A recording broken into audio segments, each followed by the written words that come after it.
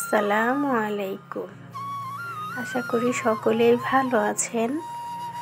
আল্লাহর অশেষ রহমতে আমিও ভালো আছি আলহামদুলিল্লাহ।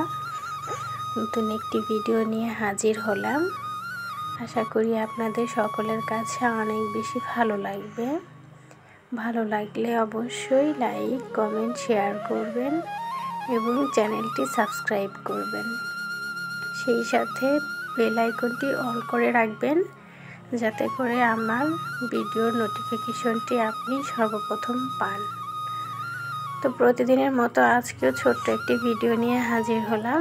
আজকে আপনাদের সাথে শেয়ার করব কাঁচা কাঁঠাল আমি কিভাবে রান্না করছি, আর কিভাবে রান্না করলে আর কি বেশি টেস্টি হয় সেটাই আর কি শেয়ার করছি।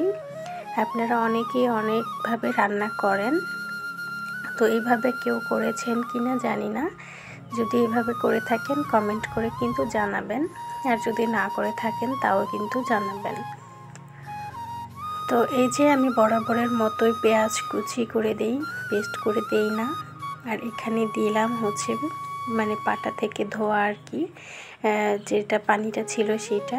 আসলে এই পানিটা দিলে আমার কাছে মনে হয় তরকারিটা মানে একটু টেস্টি বেশি হয়, যার জন্য আজকে আমি এটার সাথে আর কি দিয়ে দিয়েছি। তো এখানে সব মশলাই দিয়ে দিয়েছি।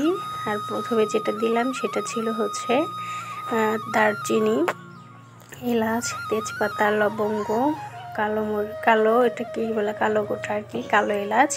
তো সব কিছুই আমি আর কি গুঁড়ো করে নিয়েছিলাম, সেটাই আর কি প্রথমে দিয়ে দিয়েছি। আর এই মশলাটা দিলে দেখবেন অনেক বেশি ঘ্রাণ হয়, তো আমি সেটাই আর কি অ্যাড করেছি।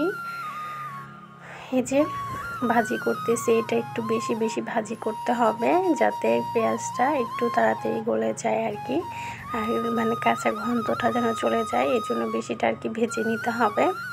তো এখানে আমি হচ্ছে গরুর মাংস দিয়ে হচ্ছে আমি আর কি কাঁচা কাঁঠালটা রান্না করব। অনেকেই গরুর মাংস দেয় না, অনেকেই হচ্ছে মাছ দিয়ে রান্না করে শুনেছিলাম, দেখেছিলাম, কিন্তু খাইনি আমি আর কি, যে কাঁঠালের সাথে মাছ দিয়ে আর কি কীভাবে খাওয়া যায়।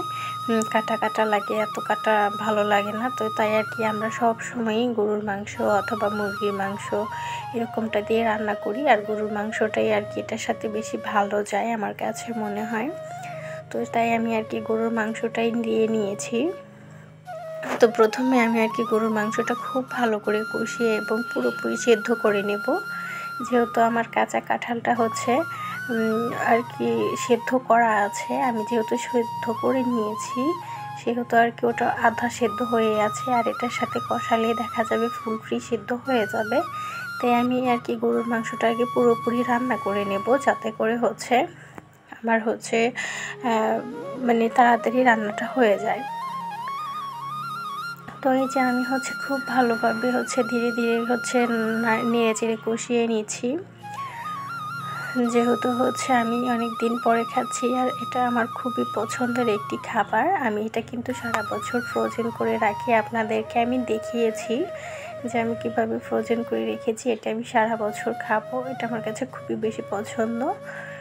তো এই যে আমার হচ্ছে আমি এখন এই যে স্পুন দিয়ে দিচ্ছি, কারণ হচ্ছে হাতে এই যে কাঁঠালের কষ্টা লাগে, তাই আমি আর কি স্পুন দিয়ে দিচ্ছি। তো এই যে আমি এখন নেড়ে চেড়ে নেব, এটার ভিতরে কোনো প্রকার পানি ব্যবহার করব না। এই যে হালকা কষা না, একটু পানি ব্যবহার করব, ওরকম পানি দেব না, যেহেতু আমি এটাকে একটু ভাজা করে নিচ্ছি। বেশি পানি দেওয়া যাবে না, তাহলে একেবারে ঝোল হয়ে যাবে। আর এই কাঁঠালটা কিন্তু ভাজি করার মতো করে রান্না করলে এটা কিন্তু এমনিতেই খাওয়া যায়, ভাত ছাড়া কিন্তু এমনিতেই আর কি খাওয়া যাবে। তো আমি আর কি সেভাবেই রান্না করে নিচ্ছি, যেন একটু মানে আলাদাই আর কি খেতে পারি, ভাত ছাড়াও যেন এটা আর কি খাওয়া যায়, আমি সেভাবেই রান্না করে নিচ্ছি। তো যদি আমার এই কাঁঠাল রান্নাটা যদি ভালো লাগে, আপনারা কিন্তু অবশ্যই একবার ট্রাই করে দেখবেন, আর সত্যি এভাবে রান্না করে দেখবেন, এত বেশি মজা হয়। আমি অল্প একটু পানি দিয়ে নিয়েছিলাম যাতে নিচে লেগে না যায়, এর জন্য একেবারেই অল্প পানি। তো আমার এই যে পুরোপুরি ভাজা হয়ে গিয়েছে, রান্না হয়ে গিয়েছে, এটা কিন্তু এমনিতে খাওয়া যাবে এবং যে কোনো জিনিস দিয়ে খাওয়া যাবে।